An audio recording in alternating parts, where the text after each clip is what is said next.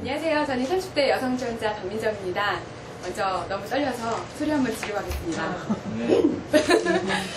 저는 이것까지 발표, 이번에 뭘 할까 준비를 하다가요. 제가 요즘 안 그래도 회사를 다니다가 사표를 내고 이제 3년 실업가가 되었습니다. 그래서 개인적으로 하고 싶은 일도 없고 한데, 그래서 사회적 기업 육성에 관해서 좀 어떤 부분들이 있을까 찾아보면서 고민을 해보도록 했습니다. 그리고 제 이번 입법과제의 주제는 핵심을 보면 청년 사회적 기업가 육성을 위해서 기존에 있는 사회기업적 법들을 좀 개정하는 방안으로 준비해봤습니다. 청년, 제가 요즘 가장 고민하고 있는 부분인데요. 청년 하면 일단 누가 떠오르세요? 저는 당연히 유사람이 먼저 떠오르더라고요. 너무나 잘 아시니까 페이스북 많이 하시지만 굉장히 주커버그 페이스북에 사실 굉장히 청년 기업가로 성공을 했잖아요. 그래서 이런 사람도 있구나 라고 생각을 하는데 청년이 이런 청년만 있는 건 아니더라고요. 반대로 같은 청년이셨지만 조금 듣고 싶은 마음도 들긴 한데 사회적 운동가로 활동하셨던 청년들이 꿈이 많기 때문에 이렇게 다양한 모습으로 꿈을 실현하고 살고 있더라고요. 그래서 지금 내 모습은 어떨까 생각을 했더니 요즘 많은 청년들이 그렇듯이 일자리 걱정, 또 등록금 걱정 때문에 가장 저희들이 생각하는 건 꿈이었던 것 같아요. 일을 할 수 있는 것인가, 내 미래가 어떤 것인가에 대한 꿈이었고요. 그래서 제가 본 것은 과연 지금 저희한테 희망이 어떤 것에 있을까였습니다.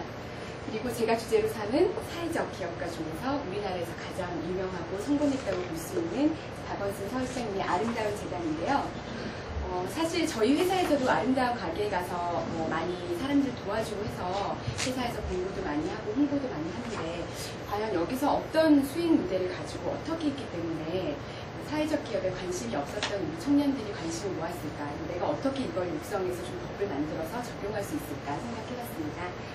이런 점들은 다 아시다시피 이제 사회적 기업은 취약계층을 타겟으로 해야 되고 지역사회에 이제 일자리를 창출해야 된다는 것은 기존의 새누리당에서도 이미 사회복지 관련 법들이 있기 때문에 알고 있는 개념이고요.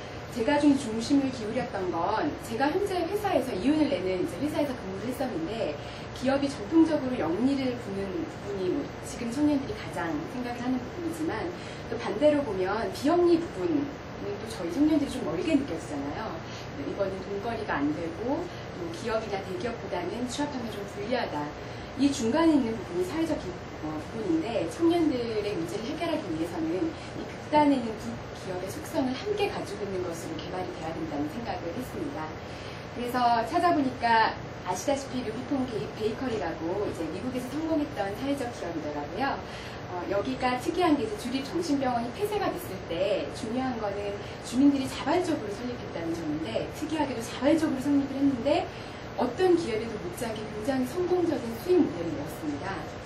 반면에 퍼스플러스 기업은 똑같이 사회적 기업이긴 했지만 이것은 비영리 운영이 되어서 둘 사이에 어떻게 조율하는 것이 좋을까라고 생각을 했고요. 한국에도 이지무브라고 장애인이나 노인 보조기기를 판매하는 것이고 이게 이제 기업이 연계돼서 활동을 하는 부분인데요.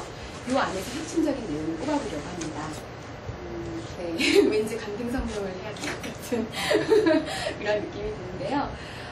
제가 한번 문제점을 봤습니다. 현행 가지고 있는 사회기업적 제도에 대해서 무슨 문제점이 있을까 쭉 봤더니 공공근로사회 1998년도부터 쭉 시작을 했는데 2007년도에 가서 비로소 이제 사회적 기업 육성법이라는 것이 한나라 안에서 입법이 되어서 실시가 되고 있는데요.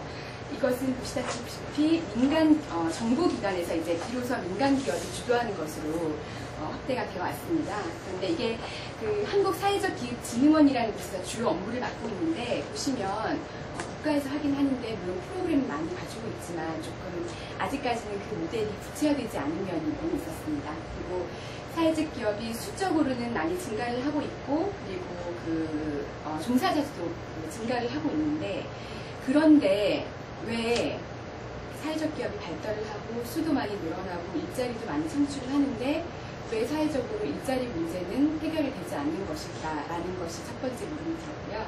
두 번째는 왜 청년들이 미국이나 유럽에서 이제 성공한 사회적 기업만큼 우리나라에서는 관심을 기울이지 않을까? 왜 회사에 취업하는 생각만 하지 청년들이 이런 것에 투자를 해보거나 공부를 해보고 싶은 생각을 안 할까라는 것에서 이제 입법이 논의되었습니다. 그래서 보시면 현재 우리나라에 있는 사회적 기업들은 영업이익이 특이하게도 이익을 내지는 못할 망정 마이너스를 내고 있었고요. 그리고 예산의 대부분도 국가의 대부분이 국가나 지자체 지원금으로 운영이 되고 있어서 다른 외국의 사례들에 비해서는 굉장히 열악한 구조를 가지고 있었습니다. 그래서 청년들이 좀 매력을 느끼거나 도전해보고 발전시킬 이런 주목을 끌기에는 좀 힘든 그런 낙후된 기업이다라는 이미지가 강했었고요. 그리고 예산안도 보면 대부분이 인건비로 다. 그래서 어떤 예를 들면 기업처럼 R&D에 투자를 한다든지 프로그램을 개발한다든지 이런 건 아니라 다 이제 국가에서 지원을 해주니까 돈을 모아서 인건비만 주고 그저 마치는 그런 수준에 머물고 있어서 이래서는 안 되겠다. 우리가 좀 청년들을 제대로 기를 수 있고 육성할 수 있는 법을 만들어서 이것을 사회적 기업에 좀 적용을 시켜가야 되겠다라는 필요성을 저는 느껴보게 되었습니다. 그래서 비록 현실은 영세적이고 이익을 내지 못하고 또 정부나 지자체에 의존을 하고 있어서 흔히 전시행정이라고 하고 여러 정부에서도 사회적 기업에 투자를 하는데 청년들이 왜 이걸 활용하지 않느냐 이게 왜 문제냐라고 하지만 실질적으로 이랬고요. 인식도도 낮고 비교적 그냥 봉사하는 단체가 아니냐 이런 정도의 인식이 많았기 때문에 저는 이 세 가지 원칙을 세웠습니다. 일단은 기존에 있는 사회적 기업 육성법을 개발을 시켜서 경영 컨텐츠를 좀 강화해보자. 그래서 어떤 기업에 있는 기업 수익 모델보다도 좀 수익을 많이 낼 수 있게 발전할 수 있는 그런 모델을 한번 짜보자라고 생각했고요. 그리고 그러기 위해서는 단순히 기업에 투자하는 게 아니라 청년 기업가라는 특성화된 것을 육성하는 프로그램을 대학교 때부터 연계해서 한번 해보자라는 생각을 했습니다. 그리고 정부나 지자체가 그냥 단순히 지원하는 것으로는 그 장기적인 플랜을 세울 수가 없다고 생각했습니다. 그래서 컨텐츠와 네트워크를 중심으로 이 청년 기업가들이 사회에 나가서 기업을 해서 다시 또 그룹을 형성하고 그것이 다시 재투자되는 모델로 한번 확대해서 생각을 해봤습니다.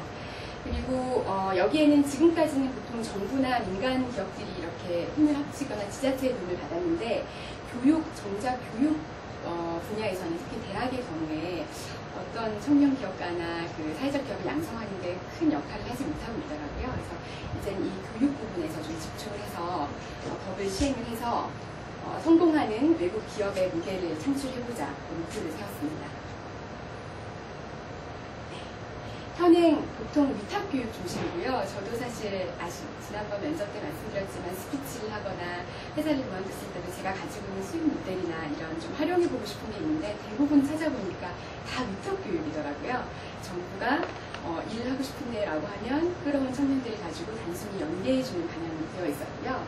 그래서 여기서 어떤 중심적인 핵이나 뒤에 나중에 팔로우하는 단계가 굉장히 많이 부족한 상태였습니다. 그리고 쭉 보시면 전국적으로 많이 있기는 합니다. 이 기업들이 많이 있기는 하지만 특성화된 프로그램이 있지 않았었고요. 그래서 제가 서론이 좀 길긴 했지만 사회적 기업 육성법을 개정해서 청년 사회적 기업가를 육성하는 것으로 특성화하는 프로그램을 저는 좀 만드는 것으로 짜봤습니다. 이것의 핵심은 기존에 있는 법은 총 23개로 되어 있었고요.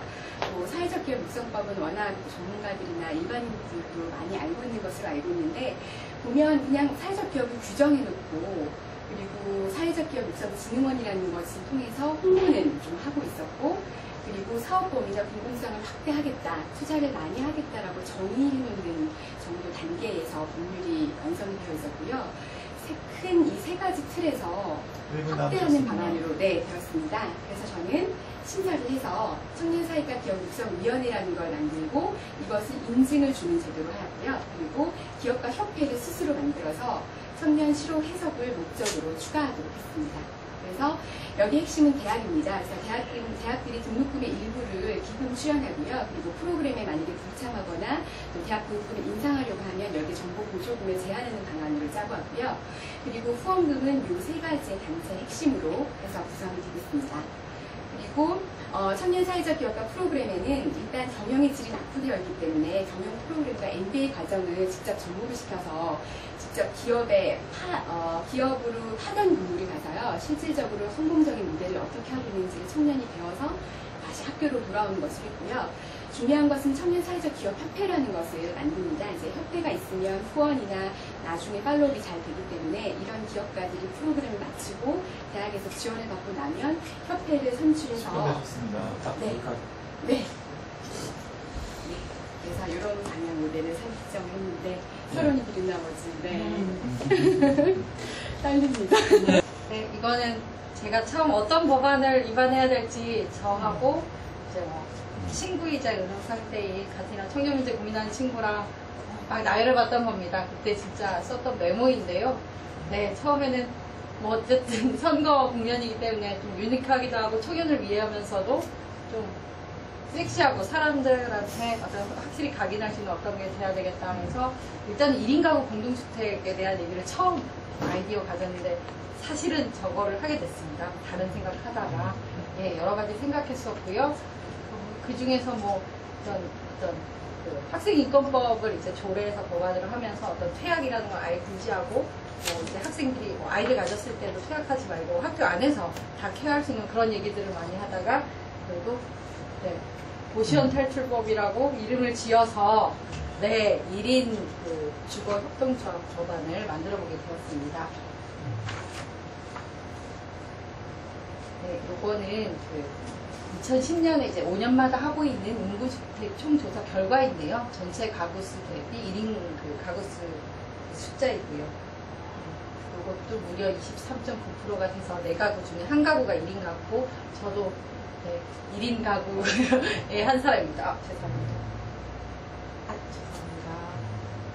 지금 제가 만들어놨던 거랑 이제 글자체가 너무 안 맞아서 깨지는데 좀 양해해 주시기 바랍니다.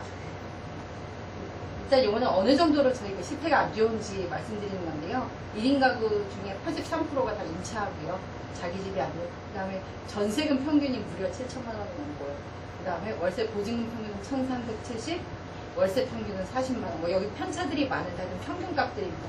그리고 가장 무시무시한 것이 공동 화장실, 공동부엌을 쓰고 창문이 없을 때 이 정도 가격이라고 제가 들었거든요. 창문이 생기면 30만 원이 넘는다고 합니다. 보시면 목돈 없으신 분들이고 이용직 하시는 분들 외국분들입니다.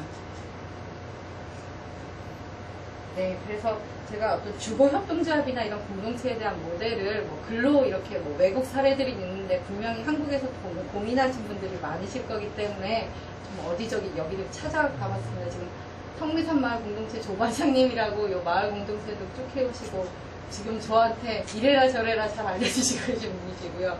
그 다음에 성미산 안에서도 청년 주거협동조합의 그 준비 모임을 하고 계신 미소님이 예, 계셔서 거기 찻집 하나 하시는데 그분 얘기도 듣고 또 성동구청의 반값 하숙집 해피하우스라는 게 언론에 있기 때문에 성동구청은 찾아갈랬더니 오지 말라고 전화를 하라 그래서 근데 요 경우에는 뉴타운 등의 빈집이 된 데들을 그러니까 돈을 더 투입한 게 아니라 지붕 수리만 좀 해주는데 그럴 바에 이제 도배 좀 해가지고 한양대 학생들을 좀 싸게 하면 어떻겠냐 해서 한 10집, 20집 이렇게 협상을 해봐도 한두 군데 집주인밖에 오케이를 안 했답니다. 그래서 다른 지자체에서 벤치마킹 하러 왔는데 거의 다 안 됐다고 얘기를 하시고 힘들 거라고 말씀하시더라고요. 그래서 지금 여기 써 있는 거는 제가 1인 가구 관련해서 자료를 찾아보는데 여기가 좀 키였는데요. 진짜 안 보이지만 그 1인 가구 문제에 대해서 그 손낙구 박사님이라고 지금은 손학규 의원실의 보좌관 하시는 걸로 알고 있는데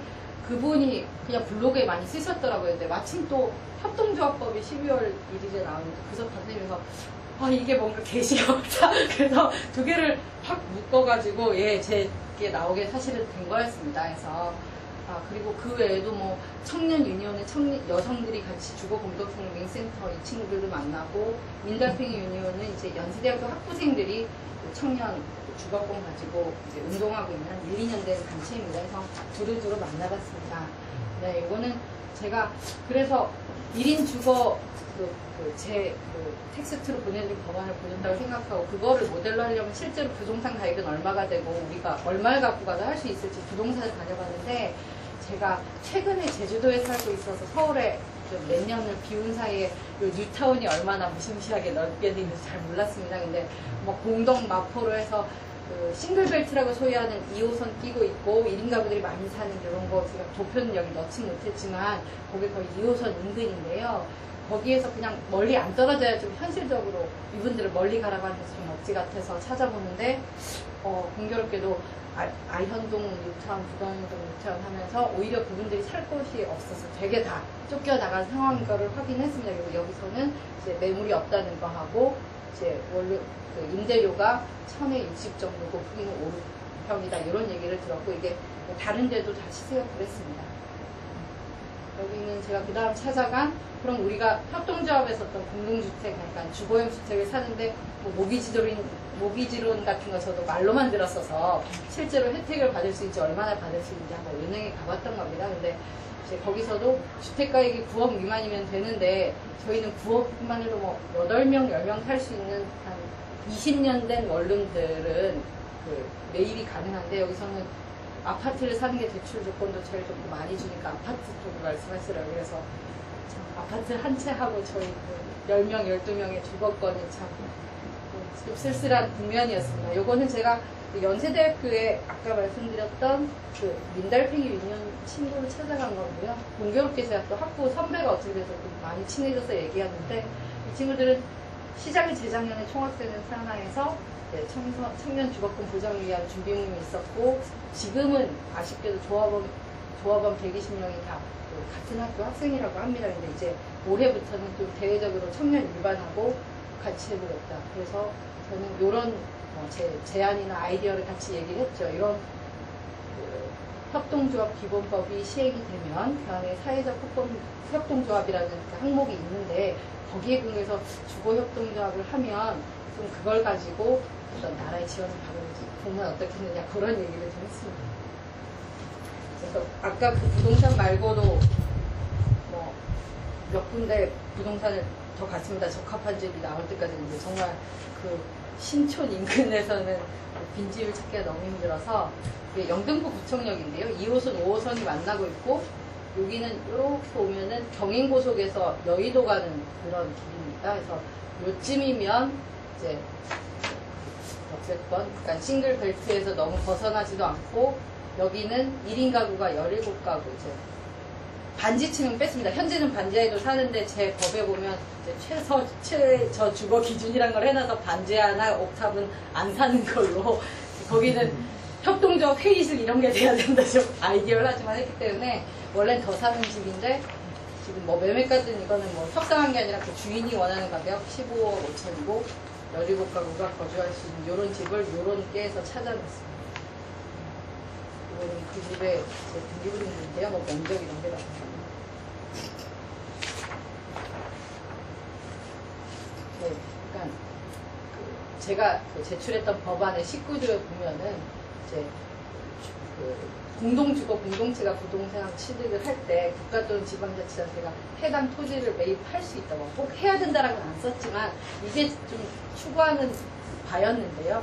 그러니까 토지 공개념이라는 게 그러니까 한국 사회 특히 부동산 가격이 너무 높기도 하고 거품이 있어서 몇 번 얘기됐는데 현실화된 적이 없는 것 같습니다. 그래서 요거하고 지금 박원순 시장도 뭐 그 8만 호를 소형 임대주택을 이렇게 제공을 하겠다 이렇게 하고 있는데 이제 그 방법도 있겠지만 새로 땅을 사서 짓는 방법도 있겠지만 시내의 땅을 그 매입을 하면서 거기를 최대한 뭐 부수고 다시 짓는 것도 개발이고 어쨌든 가능하면 있는 거를 고쳐 쓰는 게 좀 저는 낫다고 생각을 하기 때문에 이런 방법으로 한번 계산을 해봤습니다. 그래서 네, 지금 여기는 대지가 이렇게 면적이 되고 공시지가가 있어서 그 주인이 원한 매매가 15억 중에 한 6억 정도가 공시지가에 해당하는 땅값입니다. 그래서 나머지 건물가를 뭐 주먹구 기준 맞추니까 9억 3천이 나오고 요거를 17명으로 나눴을 때 1인당 한 3,600만 원 꼴로 그러면 이제 죄송합니다. 요 지가를 17명으로 나눴을 때 한 명한테 한 3,600만 원 정도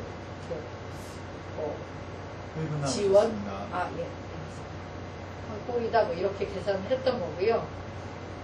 근데 여기도 계속 저의 그 어떤 계산법인데 모기지론 같은 경우에 70% 대출이 된다.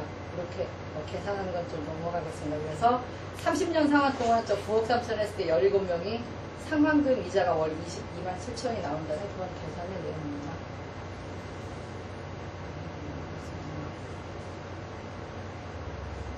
네, 여기도 계속 계산하는 거니까 결과만 좀 말씀드리겠습니다. 시간 조절을 못해서. 네, 그렇게 되면 아까 앞쪽에서 나왔던 모기 지르는 데에서 22만 7천이 있었고, 요거는 그럼 나머지 그 30% 예, 금액에 대해서 7명이 논았을 때 가격이거든요. 그래서 계산해보면 보증금 1000에 월세 29만 원에서 보증금을 많이 줄이지 못했지만 그래도 월세를 반 정도 줄이는 효과가 있었다. 이렇게 2호선 인근에서 그런 걸 해내는가. 네, 이거는 제 법안에서 굳이 강조하고 싶었던 몇 가지였는데요. 네, 여기까지 뭐. 죄송합니다. 네. 네, 아주 잘 들었습니다. 안녕하세요. 한민정입니다. 저는 집회 및 시위에 관한 법률 정부 개정안을 준비했습니다. 하얀 바탕에 빨간 점이 있습니다. 이게 뭔 것 같으세요? 꽃? 꽃? 하얀 눈바디에는 조그만 토끼입니다. 하얀 토끼죠. 저 대학 시절에 저 정체성이었습니다. 나는 왜 항상 쫓겨다녀야 하는가? 대학 시절에 첫 집회를 나가게 됐는데 그때도 교육자금 확보와 등록금 문제를 가지고 시위를 나갔었어요.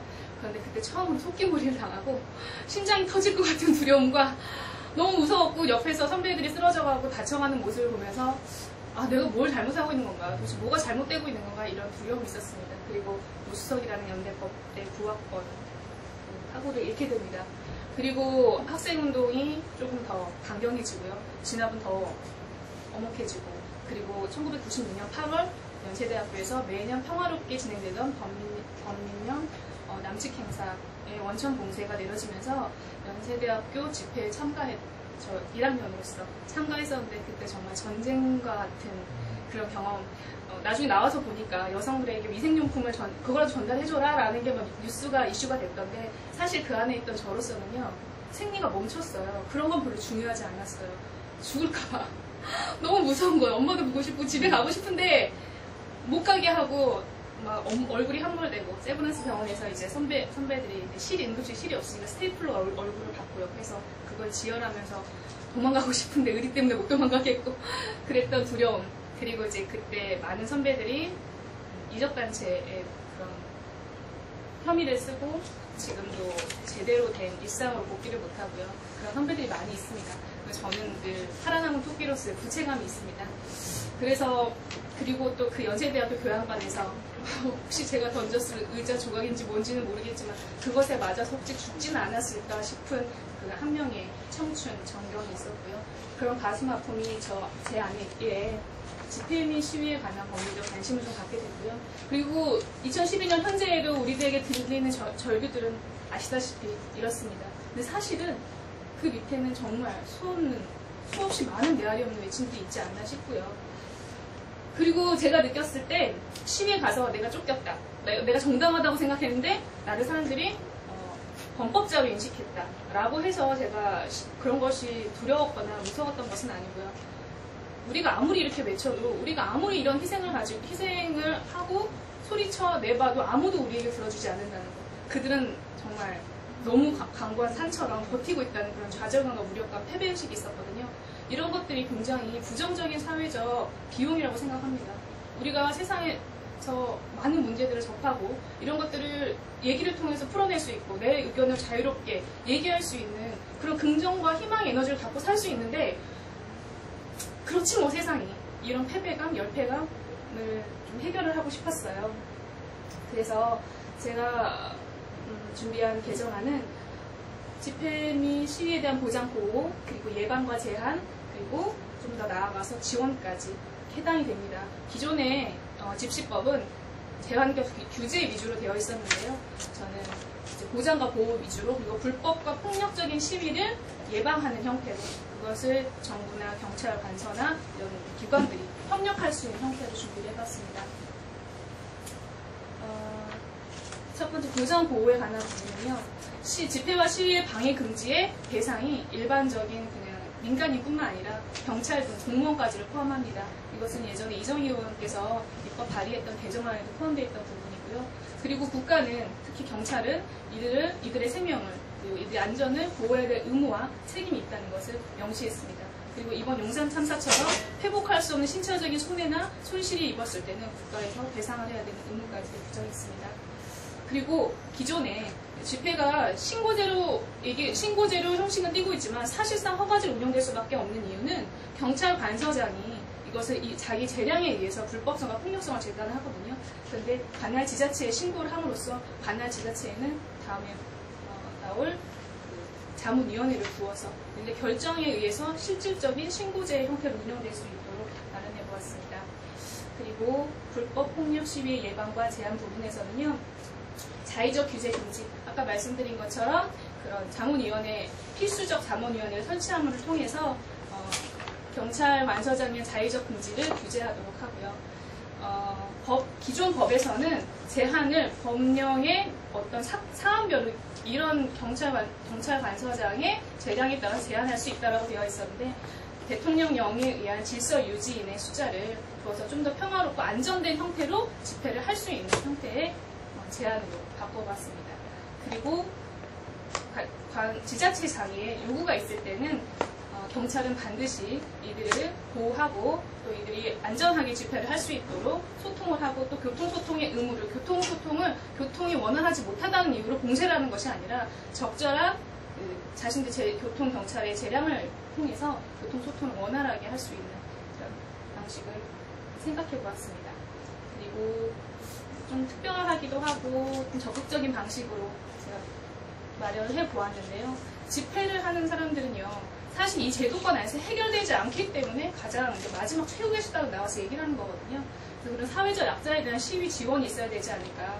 특히 현대자동차 마치 대법원에서 이제 판결이 있음에도 불구하고 민사상에서 해결되지 않는 그런 억울함, 법도 좋은 법이 있고 사법부에서 판결까지 났지만 민사상으로 내가 사회적 약자다 보니까 억울하기 때문에 집회를 나올 수밖에 없는 사람들은 적극적으로 보호를 해야 되지 않을까 생각을 해보았습니다. 그리고 경찰은 그런 경우에 반드시 더 두텁게 안전적으로 보호를 해야 되고요. 재정 지원까지 생각을 해봤습니다. 그런데 현대자동차 사장이 고용하지 않는 것을 왜 국민의 세금으로 시비 지원을 해야 되냐라는 문제가 있을 수 있어서요. 그것은 관할 지자체장이 재정 지원을 하고 그 부분에 대해서는 그 법적 책임 당사자에게 구상권을 행사하는 방식으로 다시 그 비용을 걷어들이는 방식으로 보완을 해보았고요. 경찰의 보호 의무를 조금 더 두텁게 강조를 해보았습니다. 제가 중학교 때 첫 번째 교생 선생님을 맞았었어요. 그 교생 선생님이 처음으로 대학에 대동제라고 데리고 갔는데 그때 그 대학교의 흥성스러움과 그 소란스러운 소요 속에서 느껴지는 평화로운 느낌. 그런데 그때 전북대학교 사범대 학생회장이라고 소개를 한 아저씨, 지금 생각해보면 저보다 한참 어린 청년이었을 것 같은데 그 청년이 저희들한테 빵이랑 초코파이랑 판타랑 사이다랑 대동제 때 파는 전이랑 막 사주는 거예요. 계속 뭔가 물어보고 막 얘기를 하고 저 아저씨 우리 본 적도 없는데 참 그렇다. 그러고 초코파이를 맛있게 먹고 있는데 아저씨 운동화가 이것보다 정말 낡았었던 걸로 기억을 해요. 너무 낡은 운동화를 신고 있는 거예요.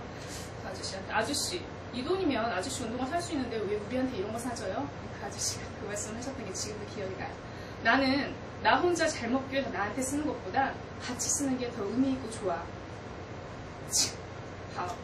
속으로 그랬거든요. 그런데 지금 1912년 1990년 당시 전북대학교 사범대 학생회장이었던 그 아저씨에게 오늘 이 자리를 빌어서 드리고 싶은 말씀이 있어요. 제 마음이 당신의 마음과 똑같습니다. 이런 바보들이 행복할 수 있는 세상, 이런 바보들이 위로받고 힘을 낼 수 있는 세상, 그런 세상 만들어가고 싶습니다. 감사합니다. 국민의 생명과 재산을 지키는 소방관, 하지만 그 현실은 열악하기 그지없는데요. 먼저 준비해오신 영상을 잠깐 보시고 이야기 진행하겠습니다.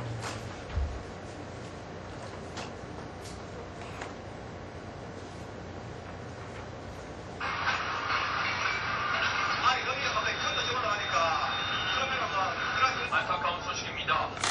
오늘 오전 경기도 평택의 한 가구 매장에서 화재에 진압 중이던 소방관 2명이 지난 4년간 6명의 소방대원이 현장에서 목숨을 잃었습니다.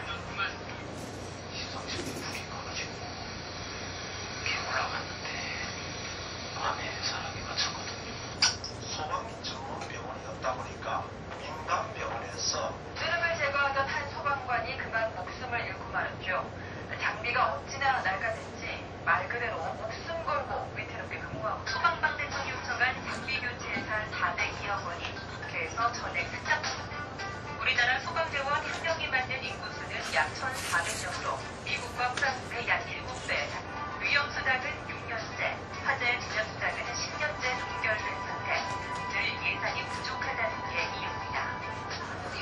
소방관이 살아야 국민이 산다는 메시지가 시민들의 발길을 끌었는데요.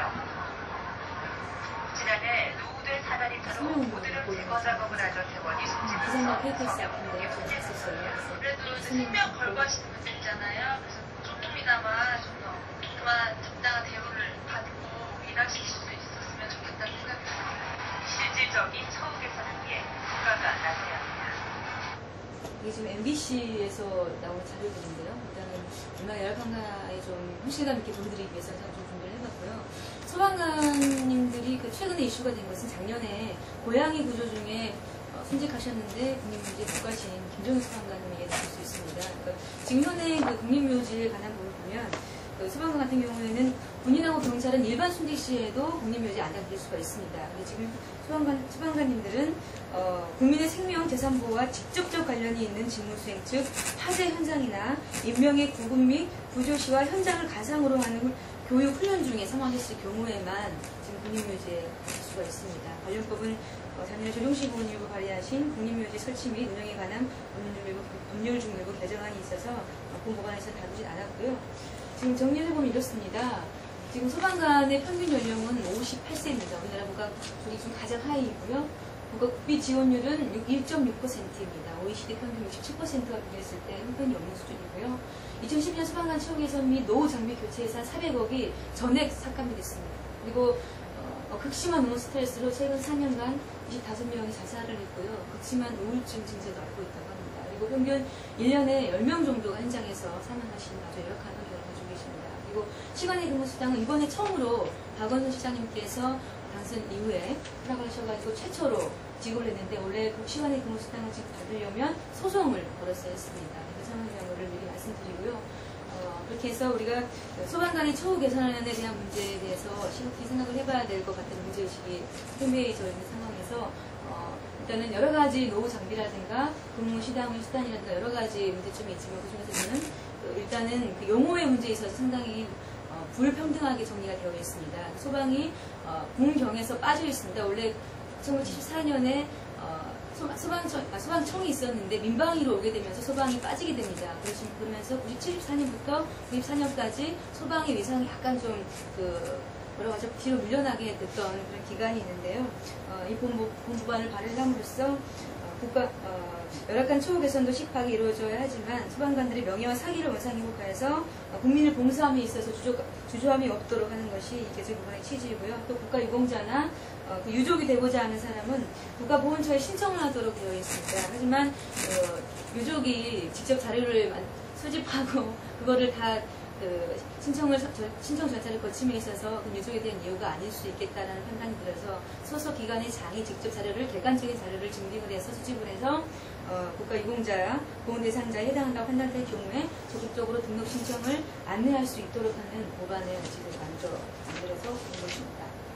그래서 일단은 제한 이유를 잠깐 좀 더 상세하게 설명드리면요. 현행에 보면 그 용어에서 순직 공경, 공상 공경 그럽니다. 소가 지금 빠져 있습니다. 원래 용어의 정의는 군인이나 경찰 소방 공무원으로서 소방이 들어가 있어요. 근데 지금 소방이 아예 빠져 있거든요. 그래서 이것을 순직 공경소, 공상 공경소로 바꾸자고 제안을 드리는 것이고요. 그리고 아까 유공자 절차 안에 있어서도 일단은 본인들이 다 서류를 만들어서 신청을 해야 합니다. 하지만 해당 기관의 장이 국가보훈처장에게 등록을 신청해야 하는 해당 기관의 장이 객관적인 자료를 취합을 해서 그것을 유족이 아주 편하게 그런 어떤 내가 본인의 목숨값으로 정말 생계를 유지하고 있는 게 아닌가 이런 자괴감이 들지 않을 수 있도록 기관의 장으로서 안내를 해줘야 한다 이런 문자를 포함을 하고 있습니다. 쭉 보시면 이제 같이 또 말씀을 드렸는데요. 말씀드린 부분이고요. 주요 골자는 미리 이제 법안을 받아보셨을 텐데요. 이렇게 저렇게 해서 영어를 정의하는 문제, 그리고 유가족 신청에 대한 신청을 유공자의 입장에서 편의를 안내하는 문제가 골자의 주요 내용이겠습니다. 그리고 이 법안의 기대 효과는 소방관의 명예훼손 및 사기 충전을 예상할 수가 있겠고요. 순직 유가족 등의 상처 치유 및 보답을 할 수 있겠습니다. 그리고 군인이나 경찰 소방관의 복무 의지를 고취시키고요. 국민을 위한 군인 경찰 소방관으로 봉사를 함에 있어서 더욱더 동기부여를 할 수 있다고 정리할 수가 있겠습니다. 지금 말씀드렸지만 소방관들은 정말 다양한 문제에 노출되어 있습니다. 장비 노후의 문제뿐만이 아니라 근무의 수당 미증된 문제, 그리고 아까 예산 삭감 400억이 다 저희 삭감됐거든요. 그 문제, 그리고 또 한 가지가 있습니다. 갑자기 또 너무 긴장이 돼서 기억이 잘 안 나는데, 이런 문제들을 해결해 나감에 있어서 일단 기본적인 위상에 대한 문제 정립이 일단 1차적으로 필요하겠다 싶어서 용어에 대한 문제, 그리고 유공자 예우에 대한 문제를 기본적으로 제가 들고 나와서 이렇게 법안을 발의를 하게 됐습니다. 이상입니다. 안녕하십니까, 박인영입니다. 저는 사회적 기업 육성법 일부 개정 법률안을 준비했습니다. 여러분의 취미는 무엇입니까? 저의 취미를 소개해드리겠습니다. 20대 때는 저는 흑백사진을 좀 찍었습니다. 지금은 사진을 찍지 않고 24개월 할부로 샀던 카메라만 덩그러니 남아있습니다. 여행은 혼자 다니다가 너무 심심해서 동네 분들하고 동아리를 만들어서 함께 다니고 있습니다. 그리고 30대 들어서는 원목으로 가구를 만들기 시작했습니다. 또 요즘 통기타도 배우고 있습니다. 작년에 저는 함께 여행 다니던 여행 동아리 분들과 함께 마을 기업을 만들었습니다. 마을 여행 전문 카페 금빛 물고기입니다. 사실 이 사업을 시작한 가장 큰 이유는 올해부터 시작되는 주 5일제 수업 때문이었습니다. 주말에 당장 애들을 맡길 데가 없는 일하는 엄마들은 굉장히 이제 학원에 보낼 형편도 안 되고 어려운 엄마들이 고민이 깊더라고요. 그래서 저희가 가지고 여행을 몇 년간 하면서 가지고 있던 노하우를 좀 나눌 수 있는 방법이 없을까라고 고민을 하다가 저희 마을에 있는 이제 여러 가지 자원들을 관광 상품으로 개발해서 이 아이들을 위해서 주말 프로그램을 만들면 되겠다라고 생각했습니다. 그래서 이 프로그램을 관광학교나 이렇게 연결시킬 수도 있을 것이고 일반 아줌마들을 대상으로 했을 때는 작은 여행, 공정 여행 상품으로도 만들 수 있을 거라고 생각을 했습니다. 그래서 가이드는 또 동네 아줌마들을 고용해서 지금 이미 그 가이드 교육을 시작했거든요.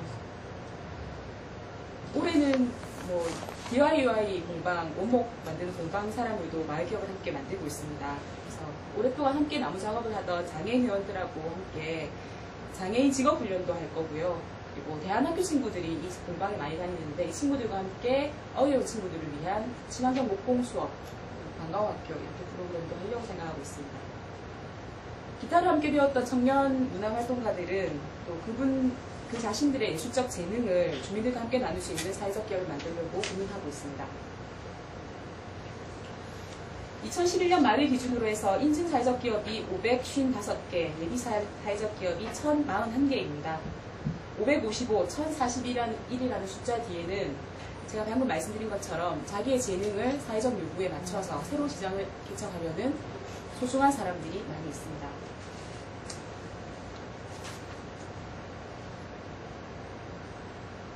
우리 사회의 양극화 문제를 해결하기 위해서는 일자리를 제공하는 것과 동시에 사회적 서비스를 확대해야 되는 두 가지가 다 필요합니다.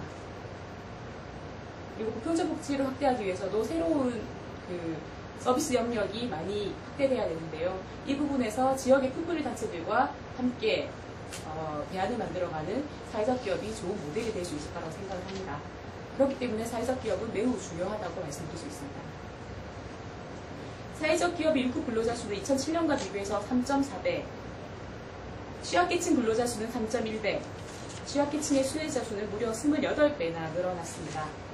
하지만 실제로는 제가 운영을 해보니까 운영이 쉽지는 않았습니다. 초기 자본을 만드는 것부터 이 마인드를 갖추는 것, 그리고 마케팅을 하는 것, 파는 것에서 굉장히 어려움이 많았습니다. 그래서 저는 이 실제로 해보면서 이거 어떻게 해결하지 생각을 하다가 저희 동네에 있는 마을기업 7군데, 사회적 기업 7군데를 다 찾아다니면서 이미 만났거든요. 그래서 이제 서로 이제 토론을 하는 거죠. 야, 진짜 힘들지 않냐? 야, 너 먹고 살겠나? 이렇게 토론을 하다가 저희 구의회에서 그 사회적 기업 연구원과 함께 토론회도 개최하고요. 그렇게 많이 고민을 해왔던 부분입니다. 이 고민하던 가운데 제가 이제 내렸던 결론이 그겁니다. 문제도 법이고 해결의 열쇠도 법에 있다. 그래서 결국 사회적 기업 육성법을 개선해야지 이 사회적 기업이 지속적으로 운영 가능하다는 결론을 내게 되었습니다. 사회적 기업이 2007년도에 제정되었는데요. 올해로 5년이 되었습니다.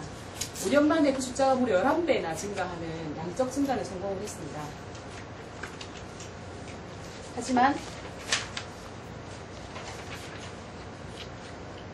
2010년 사회적 기업 491개 중에서 영업이익을 낸 곳은 71개, 14.4%에 불과합니다. 그리고 정부의 지원금만 받아가고 폐업하는 사례도 굉장히 계속 늘고 있고요. 유지되고 있는 사회적 기업도 정부 지원금 받아서 고용을 유지하는 정도의 급급한 실정입니다. 지난 5년간 양적인 확대에만 치중했던 그 한계 때문에 사회적 기업의 양적 확대란 성공은 절반의 성공일 뿐이라고 말씀을 드릴 수 있습니다. 따라 저는 현 단계 사회적 기업 육성법의 문제점과 개선책을 5가지로 나누어서 그에 따른 법률 개정안을 말씀드리고자 합니다. 첫째, 법적으로 추상적으로 규정되어 있는 부분을 현실에 맞게 보완하고 새롭게 정의해야 될 부분을 추가해서 법률의 완성도와 규정력을 높였습니다. 법 제2조 1호에서 사회 서비스형 사회적 기업의 대상을 취약계층에 한정하는데요. 사회적 기업에 대해서 이런 서비스를 제공하거나 금융 지원을 하는 조직은 사회적 기업으로는 인정받을 수 없습니다. 따라서 법 제2조 1호의 취약계층 등이라고 확대하고 2호에도 사회적 기업을 포함해서 사회적 기업에 대해서 지원하는 기업도 사회적 기업이 될 수 있도록 범주에 포함시켰습니다.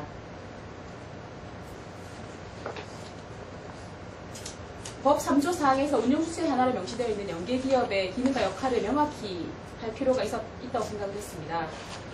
현재 고용노동부의 지침에서 규율하고 있는 연계기업에 대해서 법적 근거를 좀 정확하게 해서 이 시행령, 사회적 기업 육성법 시행령에서 이 구체적인 규정을 할 수 있도록 규정을 했습니다.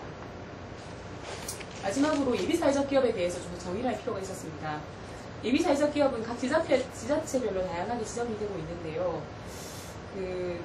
서로 막 중복되는 경우도 많고 현행법이 각 지자체 중심으로 예비사회적 기업을 육성하도록 규정하고 있어서 지금도 사회적 기업 중에서 45%는 서울 경기 지역에 집중이 되어 있거든요.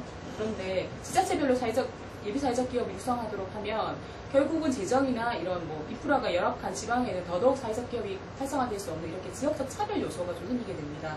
그래서 법적으로 이것을 좀 규정을 해서 이런 형평성 문제 해결을 하고요. 그리고 각 부처나 지자체별로 중복되게 하는 이런 혼선도 피할 수 있는 하기 위해서 예비사회적 기업에 대해서 법적으로 정의를 했습니다. 법 제2조 정의조항의 예비사회적 기업에 대한 부분을 보완을 했고요. 제5조 2, 10조, 10조의 2, 11조, 14조 등에도 사회적 기업과 예비사회적 기업을 같이 연계하도록 했습니다. 두 번째로는 지금 사회적 기업 지원 제도는요, 이미 만들어진 사회적 기업을 지원해서 이렇게 키우자, 그래서 숫자를 늘리자는 거에 치중이 되어 있거든요. 하지만 제 생각에는 그 사회적 기업가에 대한 마인드가 좋은 사람들을, 마인드가 갖춰진 사람들에게 사회적 기업을 창업을 촉진하는 방향으로 되어야 한다고 생각을 했습니다. 그래서 제3조 2에서 창업 촉진 사업의 추진 등을 의무화하고 5조 3에서 사회적 기업과 육성 사업 계획 등을 수립하도록 보완하였습니다. 세 번째, 지금 사회적 기업에 대한 지원 정책은 정책 자금 지원은 물론 경영 지원 역시 정부의 재정을 수반하는 정책이라는 한계가 있습니다. 따라서 사회적 기업의 지속 가능성과 자립 환경 조성을 위해서 스스로 재정을 좀 마련하고 긴급한 경영상의 위기가 닥쳤을 때나 이런 때를 대비한 공제제도가 필요하다고 생각했습니다. 물론 사회적 기업만의 별도의 공제제도를 만들면 좋겠지만 지금 과도기이기 때문에 중소기업 협동조합 법상의 공제제도를 이용하도록 하되 사회적 기업의 특성에 맞도록 설계하도록 규정했습니다. 이 내용을 제3조의 3 공제제도의 확립, 제21조에는 공제기금의 관리에 대한 감사의 규정을 넣어서 했습니다. 다음으로는 사회적 기업 운영하다 보면 여러 가지 문제에 부딪히게 되는데요. 이 문제를 해결하기 위해서 도움을 받을 수 있는 곳이 없습니다. 저는 이 도움을 받을 수 있는 곳은 결국 당사자 조직이라고 생각을 합니다. 스스로 네트워크를 만들어서 그 안에서 경험과 노하우를 나누는 방식이 가장 바람직하다고 생각을 하는데요. 현재 사회적 기업 네트워크에 대한 법적 규정이 없습니다. 그래서 지금 만들어져 있는 뭐 각 지역별로 사회적 기업 연합체, 뭐 협의회 이런 것들은 재정도 없고 인력도 없어서 거의 사회적 기업, 개별 사회적 기업에 대한 지원이나 이런 역할을 수행하고 있지 못한 현실입니다. 따라서 육성법에서 사회적 기업 네트워크를 규정을 해서 이 사회적 기업 네트워크, 그러니까 자생 조직에 지원할 수 있는 근거를 만들어서 이 조직들이 개별 사회적 기업을 지원할 수 있도록 하는 근거를 마련했습니다. 사회적 기업법은 이제 2007년도에 만들어졌으니까 5살이 됐는데요.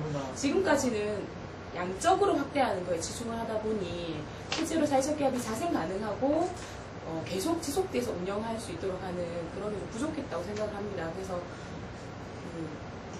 인건비 지원만에 달하고 지원이 끊기면 폐업하거나 아니면 지자체에서는 일자리 선출 때문에 실적을 늘려야 해서 무조건 사회적 기업, 예비 사회적 기업을 마구 인증하는 그런 폐해가 발생했다고 생각하거든요. 그래서 저는 이번 사회적 기업 육성법을 개정해서 사회적 기업들이 단순히 수가 늘리는 것이 아니라 사회적 기업가 마인드 갖춘 사람 사회적 기업을 만들 수 있도록 창업을 촉진하고요. 그리고 만들어진 사회적 기업들이 지속 가능하게 운영될 수 있도록 하는 제도적 보완이 반드시 필요하다고 생각합니다. 이상입니다. 네, 안녕하세요. 여기서 하셔야 돼요. 아, 네, 제가 잠깐 동영상을 잠깐 좀 틀어야 돼가지고. 아, 그래요? 네, 틀면 될까요? 네, 네, 잠깐 처음부터 확인하고 영화를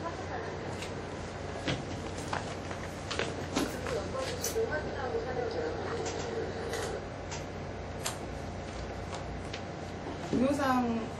안녕하세요. 저는 기업의 근로여건 촉진을 위한 기업 근로여건 정보 공개법을 준비한 김도연이라고 합니다. 제가 동영상을 좀 준비해봤는데요. 조금 지난 것 같아서 잠깐 한 번만 다시 좀 보여주실 수 있을까요? 조금만 더 화면 쪽으로 주세요. 또 여건 지수를 확인하고 영화를 선택하려고요. 근로여건 지수를 확인하고 살려고요. 네.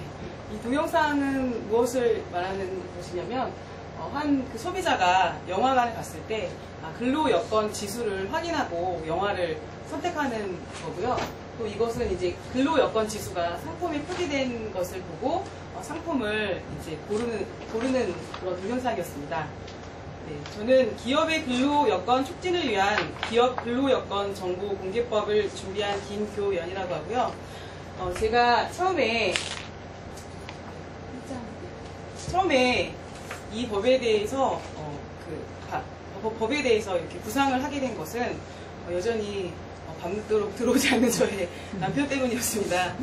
저희 남편이 밤늦도록 회사에서 집에 돌아오지 않는데 어느 날은 그 윗부서의 40대 부장님 누가 돌아가셨다는 등 또 어느 날은 또 지방 부서에 누가 또 돌아가셨다는 등 매일 그런 얘기를 저에게 했습니다. 그리고 또 밤늦도록 일을 하는데 야근 수당은 한 번도 받아본 적이 없습니다.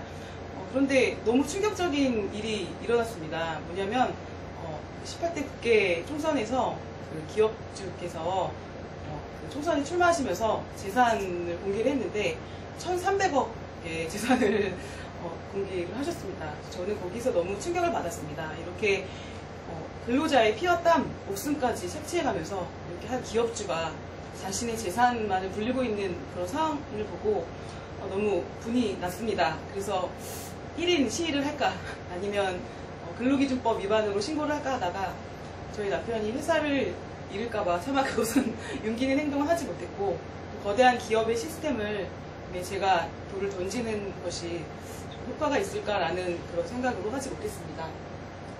그런 과정 가운데 저는 그 아픔 가운데, 그 경험 가운데 이 기업의 근로여건 촉진을 위한 기업 근로여건 정보 공개법을 착상하게 됐고요. 이 법안의 주된 핵심 내용은 아까 보셨던 동영상처럼 소비자가 어떤 물건을 선택을 할 때 인터넷상에서, 웹상에서 기업의 근로여건 정보를 볼 수 있도록 하는 것입니다. 그리고 이런 상품에 마크를 만들어서 근로여건 정보 지수를 새겨 넣도록 하는 것인데요. 다음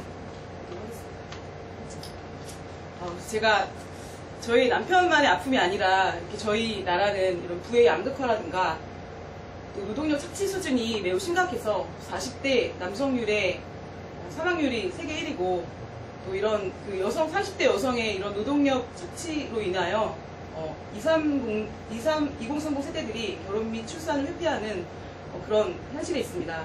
그래서 이런 현재의 경제에 대한 규제와 조정을 위해 국가가 적극적으로 기업에 대한 개입이 필요하다고 저는 생각을 해서 이 제안을 하게 되었습니다.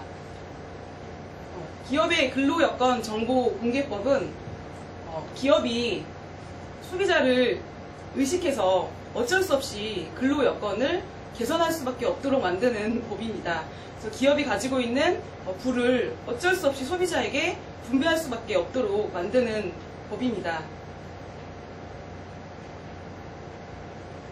그래서 이 법의 목적은 기업의 근로여건에 대한 정보를 국민이 인터넷 홈페이지 상에서 열람할 수 있도록 하고 기업의 생산품의 근로여건 지수를 표기하도록 함으로써 기업의 근로여건에 대한 사회적 인식을 갖도록 해서 근로자의 삶의 질 향상을 위한 근로여건 개선이 실현되는 것을 목적으로 하고 있습니다.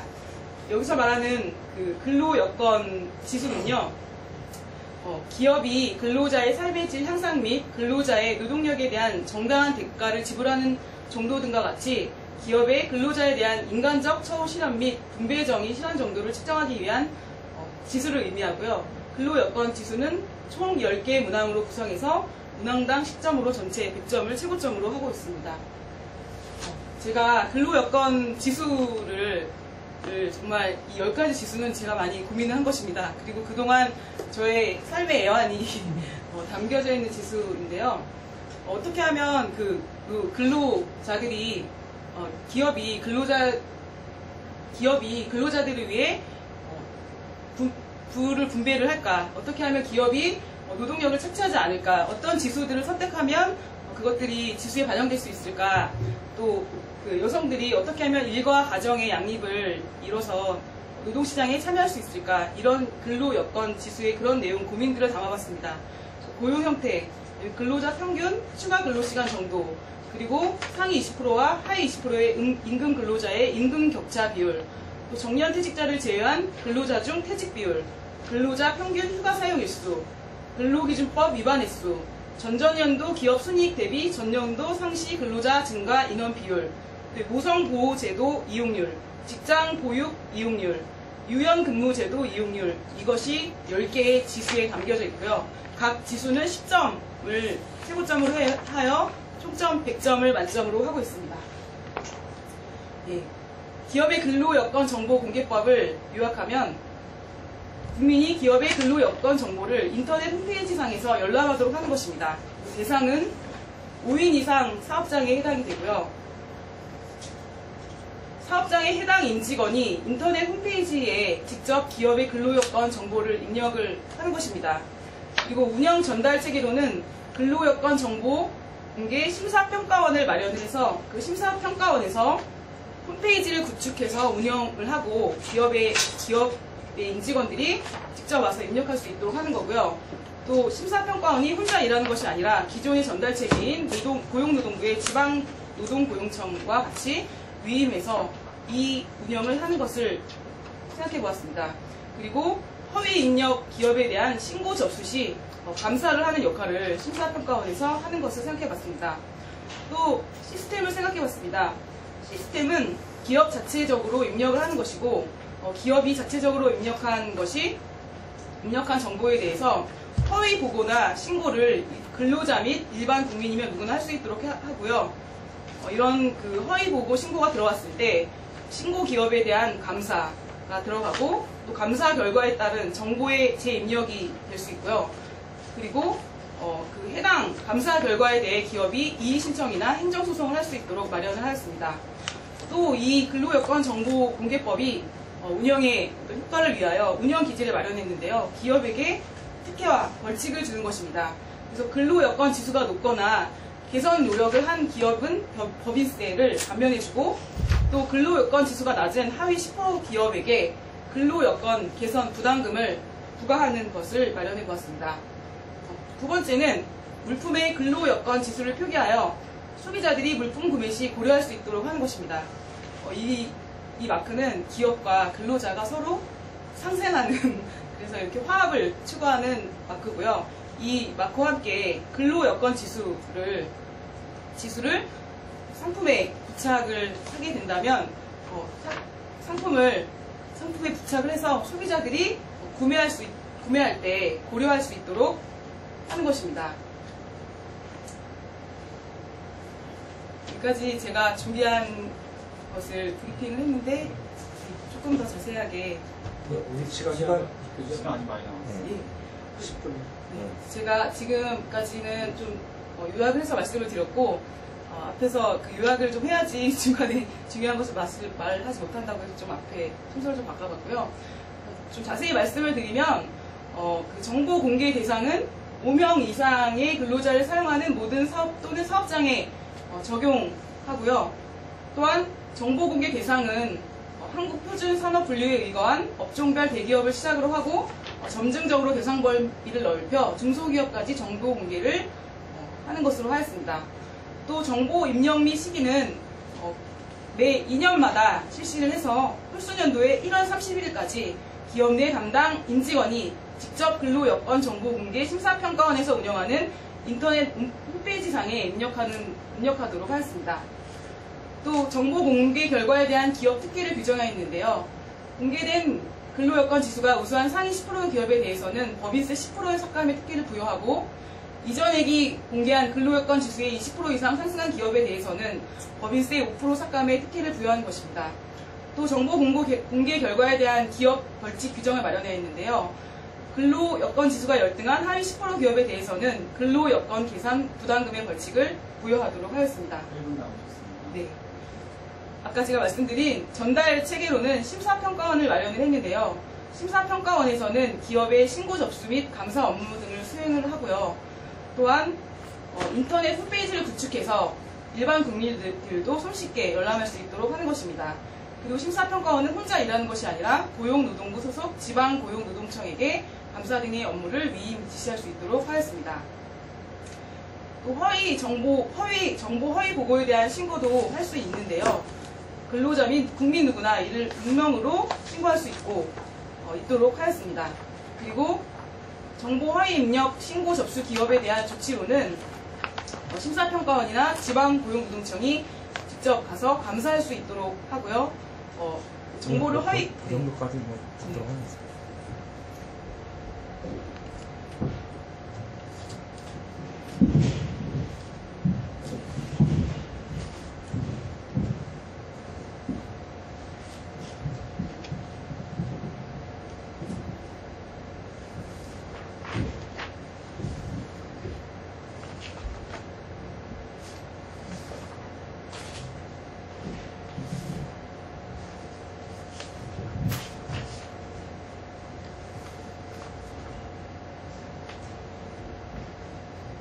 저는 한국사회서비스관리공단법의 제정안을 입법 과제로 제출했습니다. 사회서비스라는 것은 다 저희가 상식적으로 아는 사회복지에 관한 서비스인데요.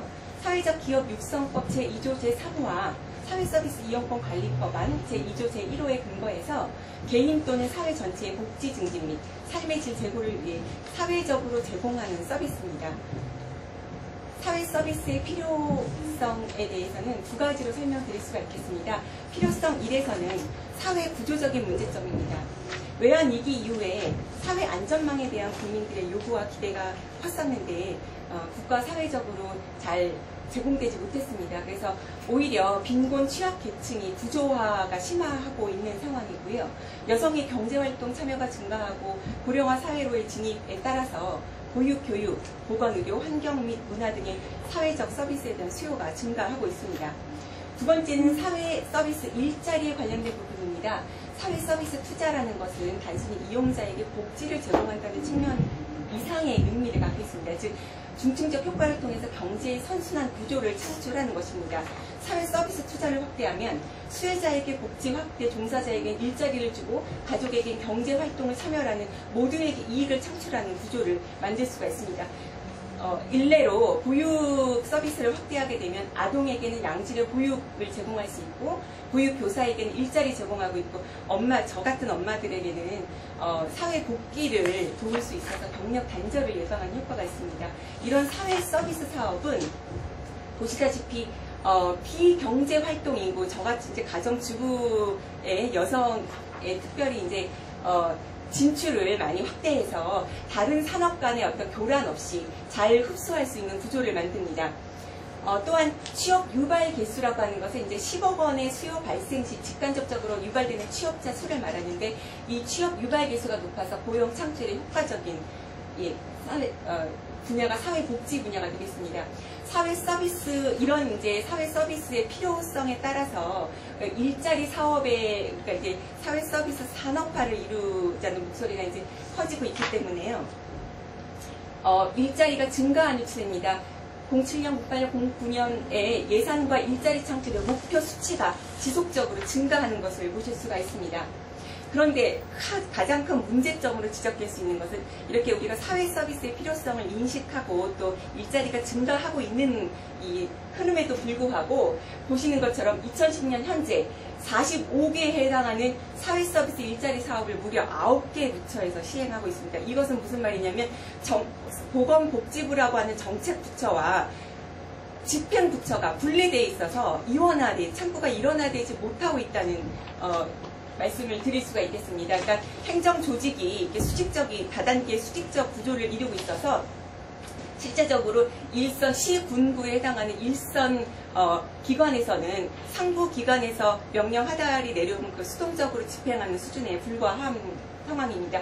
당연히 사회 서비스의 품질이 저하될 수밖에 없습니다. 이것은 수요자 중심의 사회 서비스가 아니라 공급자 중심의 사회 서비스가 이루어진다는 것을 보여주고 있습니다. 두 번째는 사회 서비스 전문 인력, 즉 공급자의 인력이 굉장히 부족한 상황이고요. 사회 서비스 전담 공무원과 비전문가의 사회 서비스 정책이 집행되고 있다는 말씀입니다. 즉 말씀드리자면 이 예산을 편성하고 정책을 집행하고 지도 감독하는 것을 그냥 일반 행정 공무원이 로테이션 보직 담당을 따라서 일을 처리하고 있기 때문에 예산 낭비의 우려가 있고 사회 서비스가 이제 중복 업무가 되다 보니까 비효율적으로 운영되고 있습니다. 예산 낭비에 관련한 부분에 좀 더 집중적으로 말씀드리면 현재 사회 서비스 사업에 970억 원이라는 예산이 책정되어 있습니다. 그런데 우리나라 지자체가 246개입니다. 한 지자체당 4억밖에 예산을 쓸 수가 없는데요. 그 예산을 9개 부처에서 나눠 쓰고 있다고 생각하시면 됩니다. 즉 그냥 말뿐인 사회 서비스지 실제적으로 직접적인 제공, 그러니까 실질적인 제공은 사실 굉장히 미흡한 수준이다, 이렇게 이해하실 수가 있겠습니다. 그래서 사회 서비스 예산을 효율적으로 사용하고 이런 사회 서비스 사업의 전달 체계를 좀 구조화할 필요가 있다라는 생각에서 저는 사회 서비스를 전담하는 기구를 설치할 필요가 있다라고 생각합니다. 그것이 바로 한국사회서비스관리공단입니다. 제가 생각하는 한국사회서비스관리공단의 목표는 공급자 중심이 아니라 수요자 중심의 실질적인 사회 서비스가 제공돼야 한다는 것, 그리고 이것이 사회 서비스를 제공하는 측면의 그 이상을 넘어서 일자리 창출의 효과까지 가야 한다라고 생각을 합니다. 그래서 이 목표를 실행하기 위한 방향은 바로 제도 개선입니다. 이 제도의 개선이라고 하는 것은 앞서 말씀드린 것처럼 사회 서비스 관리공단을 설치해서 가장 중요한 문제는 지금 중복되어 있는 사업을 조정하고 통합할 필요가 있다. 두 번째는 일자리를 유형화시키고 앞으로 창출 가능한 모델을 개발해야 한다. 그래서 관리를 체계화할 필요가 있다. 또 하나는 정부 지원을, 아까도 말씀드렸지만 예산이 턱없이 부족한 상황이기 때문에 정부 지원을 강화하고 민간 자원을 활용하는 것을 확대할 필요가 있습니다. 당연히 그에 따른 인프라 확충이 필수적일 것입니다. 이미 외국에서는 고용과 복지를 연계해서 각 부처가 통합하고 있는 실정입니다. 영국에는 2001년에 고용부에 속해 있던 고용청과 사회보장부를 통합해서 고용연금부를 창설했습니다. 그래서 원스톱 체계로서 잡센터 플러스를 도입하고 있습니다. 미국의 경우에도 98년도에 워크포스 인베스트먼트 액트를 통해서 원스톱 커리어 센터를 통해서 통합적으로 전달을 하고 있습니다. 북유럽 복지 국가에 우리나라가 많이 미치지 못하는 것은 기본 상식인데요. OECD에 비교해서도 거의 절반에 가까운 혹은 절반에도 못 미치는 그런 상황입니다. 근데 저는 이 수치를 부정적으로 평가하지 않습니다. 오히려 우리 사회의 일자리 창출에 대해서 굉장히 시장이 열려있다. 우리가 이것을 기대를 가지고 발전할 수 있는 근거로 활용해야 한다. 이렇게 생각을 하고 있습니다. 사회 서비스 산업은 일자리 창출의 블루오션이기 때문에 우리가 사회 서비스를 확충하고 다수 제공 인력을 소요해서 양질의 일자리 창출을 할 필요가 있다. 즉 이것은 어떤 시스템이냐면 고용을 늘리면 우리가 소비를 확대할 수 있고 이것이 성장으로 가서 다시 고용을 하는 이런 선순환 고리를 만드는 것처럼 사회 서비스 산업도 그러한 구조를 따라갈 필요가 있다라는 생각입니다. 고용 없는 성장 속에서도 보시다시피 사회 서비스 분야는 계속적으로 증가하고 있고 00년부터 08년 9년에 걸쳐서 일자리 증가분의 45%를 사회 서비스 분야가 담당을 하고 있습니다. 09년의 고용위기 상황에서도 사회 서비스는 고용 안전판 역할을 담당하고 있습니다. 제가 주목하고 있는 것은 바로 이 부분입니다. 사회 서비스 분야 가운데서도 간병, 보육, 돌봄 같은 전통적으로 여성의 역할에 해당했던 이런 부분들의 이 부분이 가장 큰 유망 분야로 꼽히고 있습니다. 08년도 서울대학교 사회과학연구원에 따르면 사회서비스 충족을 위해 보육 14만 명, 간병 13만 명, 방과활동 19만 거의 20만 명에 해당하는 추가 일자리가 창출될 수 있다라고 분석했습니다. 이것은 사실 사회서비스라는 것이 케어에 해당하는 부분이기 때문에 여성의 활동을 확대시켜서 여성 인력의 일자리를 증가시킬 것으로 기대를 하고 있습니다. 1분 남으셨습니다. 저는 복지라는 것은 사람이 사람답게 살 수 있는 전제 조건이고 인간의 실천이라고 생각합니다. 더불어 함께 사는 따뜻한 세상이라는 것은 바로 내 옆에 있는 주변의 이웃을 돌보는 것이 아닌가 생각합니다. 그 시작은 바로 이 법안에 있을 것이라고 생각하고요. 한 사람 한 사람의 삶을 소중히 여기는 이런 행복한 대한민국을 이 법안을 통해서 제가 만들어 보겠습니다. 감사합니다. 안녕하세요. 김기수입니다. 제가 꿈꾸는 세상은 일과 결혼이 행복한 젊은 청년들의 세상입니다. 우리나라 헌법 제1조에 보면 대한민국의 주권은 국민에게 있고 모든 권력은 국민으로부터 나온다는 말이 있습니다. 국회의원은 국민들을 행복하게 하라는 권한을 부여받은 사람이라고 생각합니다. 그래서 저 김지숙이 처음 입법할 법안은 우리 청년들에게 희망의 스타일을 만들어줄 수 있는 일자리 창출에 관련된 법안입니다.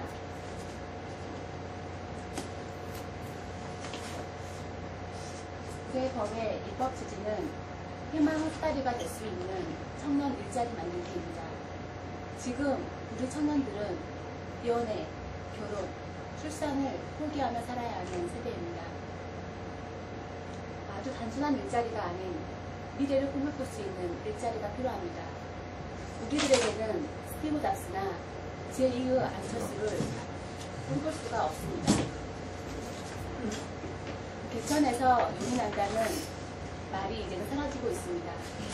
인문비가 돈이 될 수 있는 희망의 스타일을 만드는 법안이라고 생각합니다. 법안의 주요 내용을 설명드리겠습니다. 법안의 제목은 2030 세대 고용축 및 일자리 창출에 관한 특별법입니다. 현재 있는 청년고용축법이 2013년 12월 31일 유물살이 다가오고 있습니다.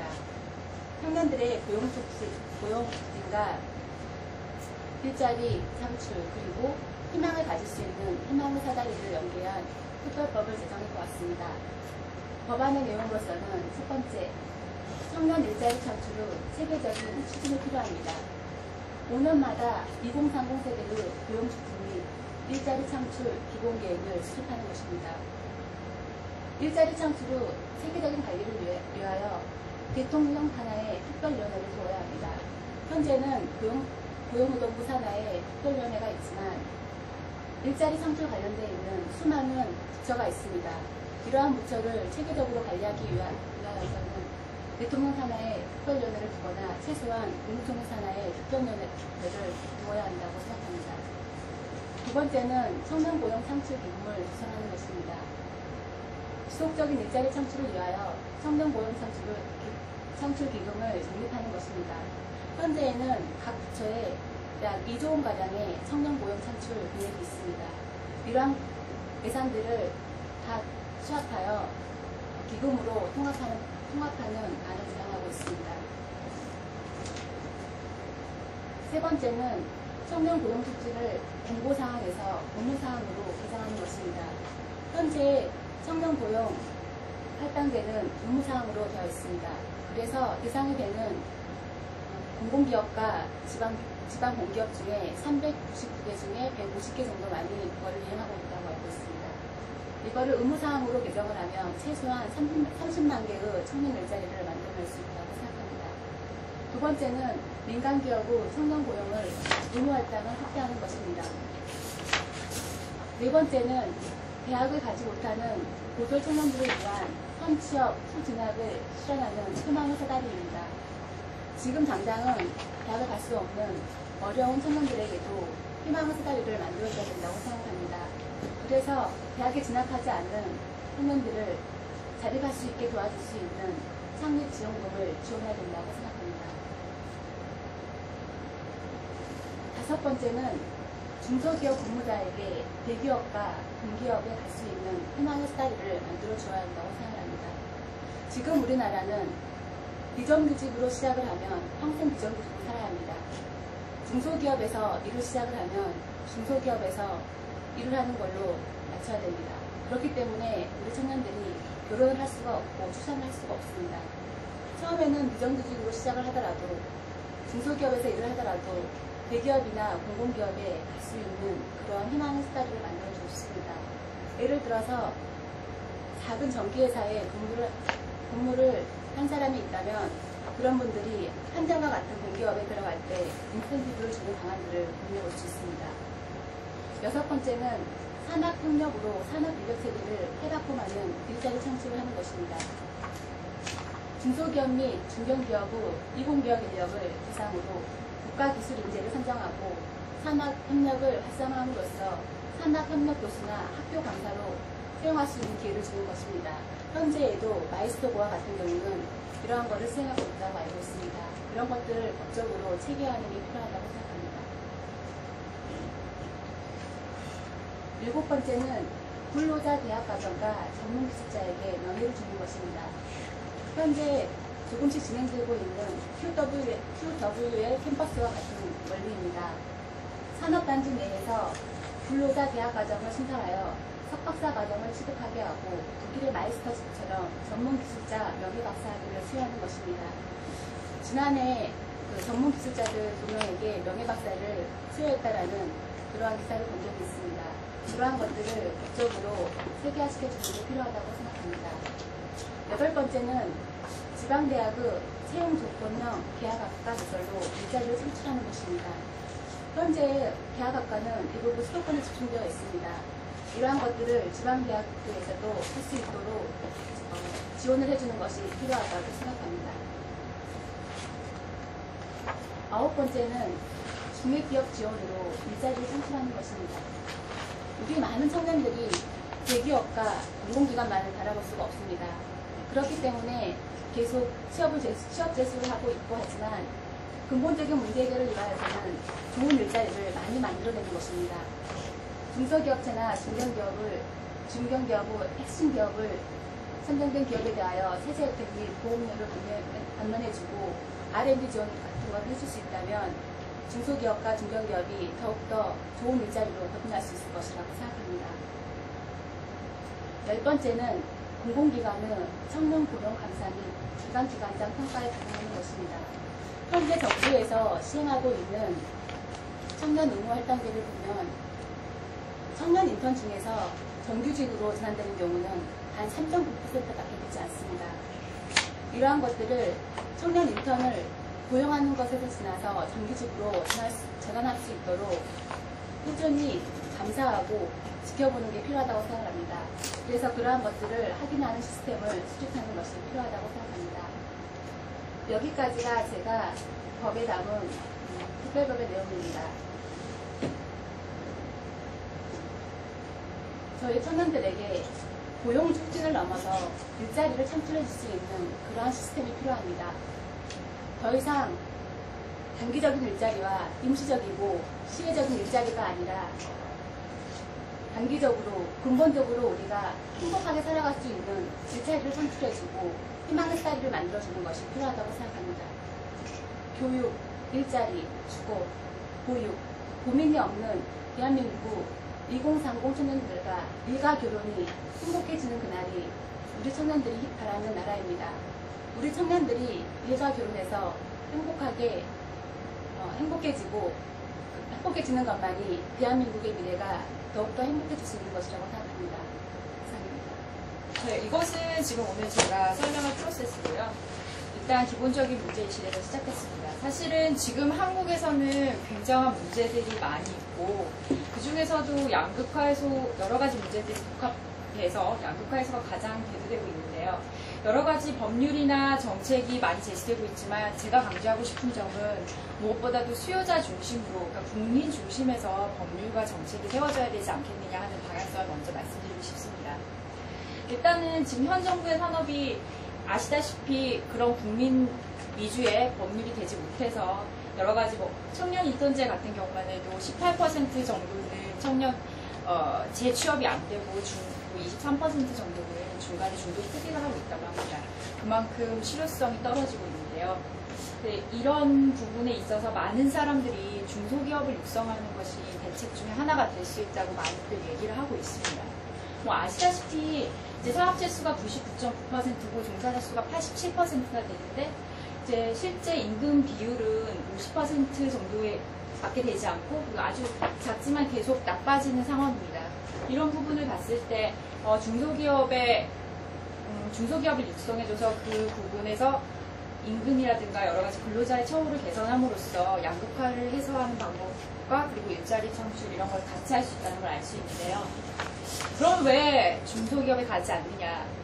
사실은 이제 가장 큰 문제는 중소기업에서 인력을 확보할 때도 임금 조건이 맞지 않는다거나 중소기업 근무 기피를 하는 의식 이런 의식이 문제가 되고요. 실제로 구하는 구직자 입장에서도 대기업보다 못하다.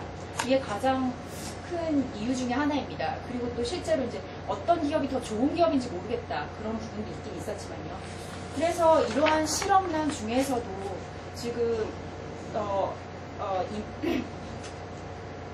23만 명이라는 그런 인원 부족을 보이고 있습니다. 중소기업에서는. 인력난에 시달리면서도 또 한쪽으로는 실업난을 일으킨다는 그런 아이러니한 상황인데요.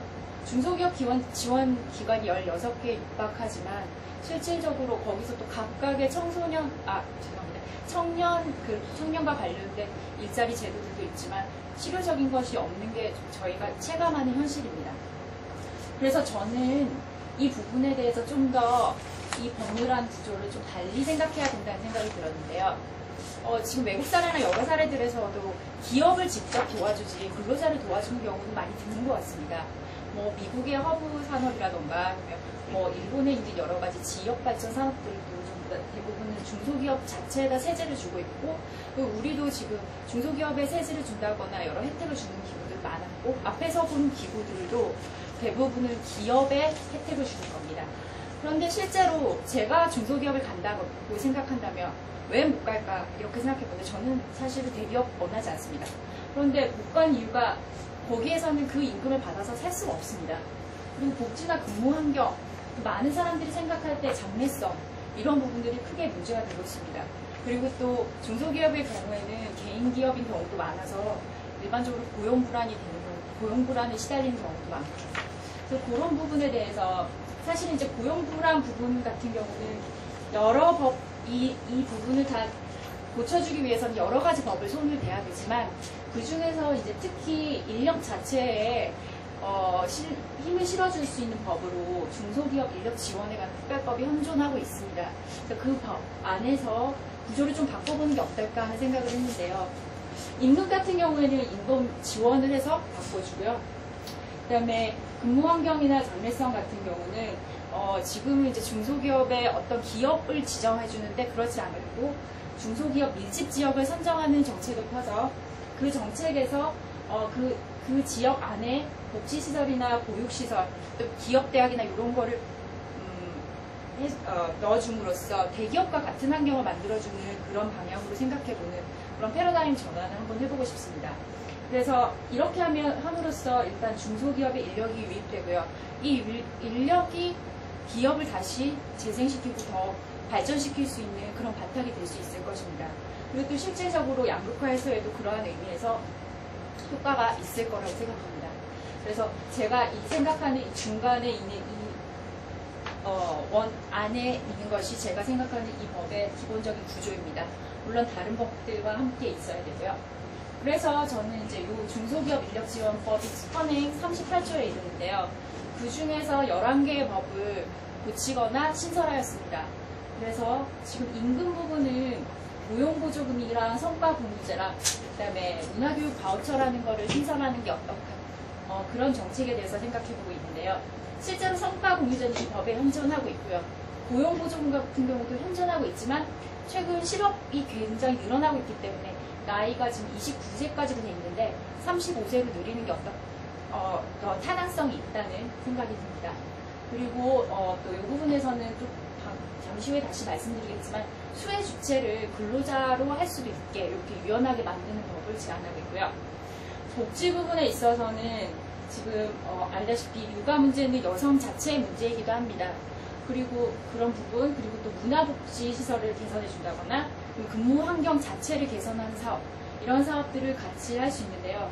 그런 것과 관련해서는 지금 24조라던가 30조 같은 부분을 신설해서 이 부분을 좀 보완해 줄 수 있을 것 같습니다. 그리고 고용 불안이랑 장래성 부분이 있는데요. 이런 부분은 이제 근로자 자체에 근로자 본인의 경력 관리나 직업 교육을 통해서 힘을 실어줘서 스스로 불안을 좀 떨쳐버리게 하거나 실질적인 장학제도 같은 걸 도입을 해줘서 중소기업에 일정 기간 근무하며 실제 국비장학 같은 걸 갈 수 있는 그런 제도를 마련해 주는 게 어떤가 하는 생각입니다.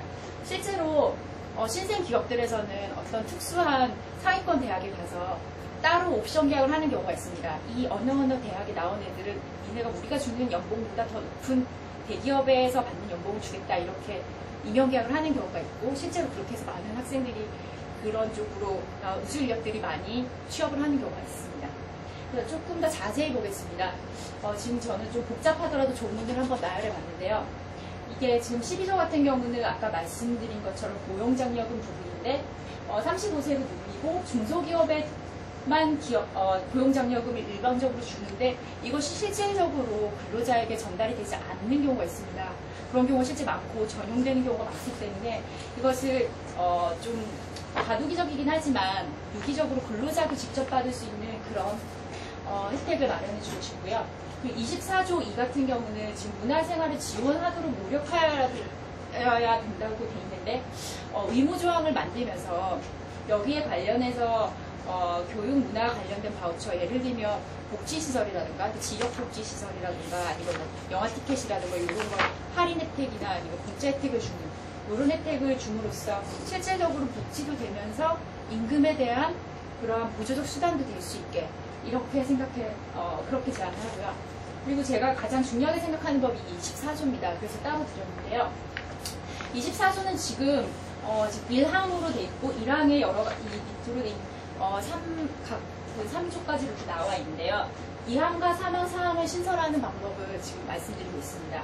이 부분에서 제가 가장 중요하게 생각하는 부분은 이제까지 어떤 시설을 설치할 때는 중소기업이 스스로 또는 의무적으로 설치해야만 되게 돼 있는데 그렇게 하다 보니까 예를 들어 육아보육법 같은 경우에도 지금 나중에도 말씀드리겠지만 직장보육시설을 500인 이상 또는 뭐 여성 근로자 300인 이상 이렇게 제한하고 있기 때문에 그 이하의 그룹에서는 혜택을 받을 수 없습니다. 그리고 또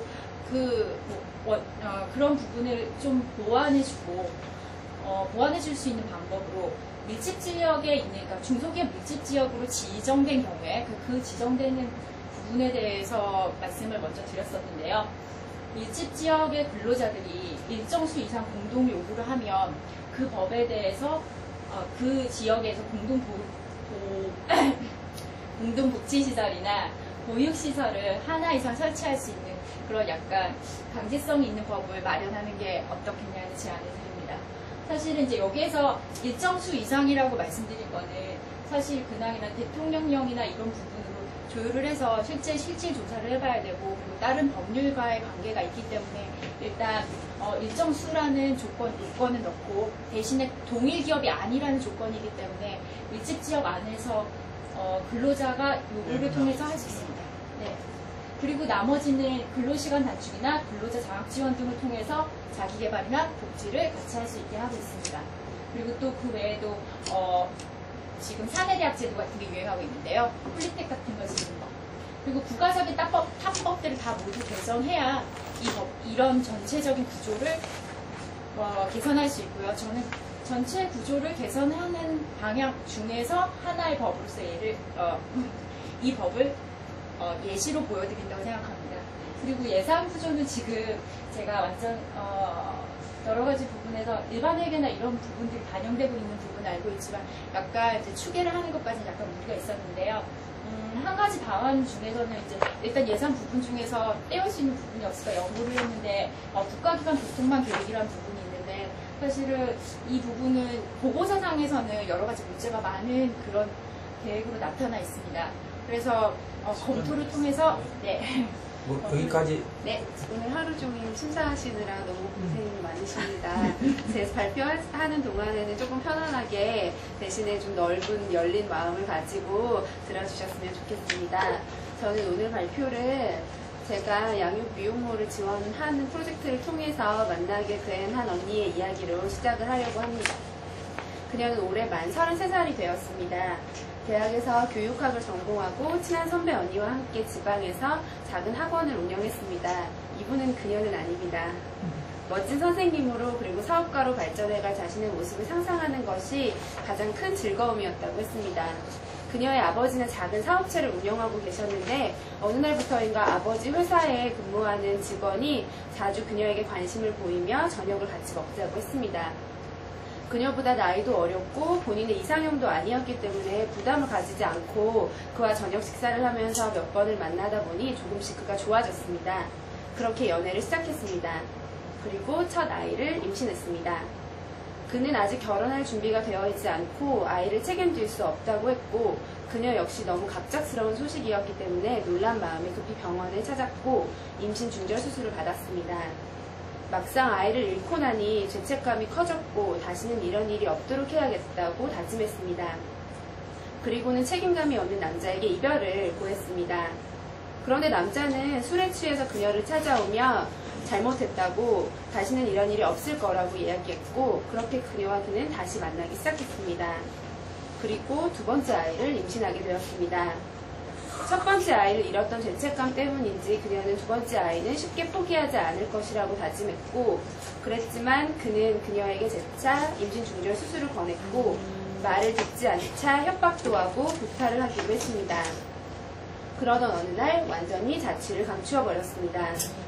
미혼의 상태에서 임신을 한 선생님에게 아이들의 교육을 맡길 수 없다는 학생 부모님들의 성화에 그녀는 투자한 돈도 회수받지 못한 채 쫓겨나듯 학원을 나왔고 본인 회사 직원과 딸이 연애를 했고 아이를 가졌다는 사실을 받아들이지 못하는 부모님은 그녀를 집에서 내쫓았습니다.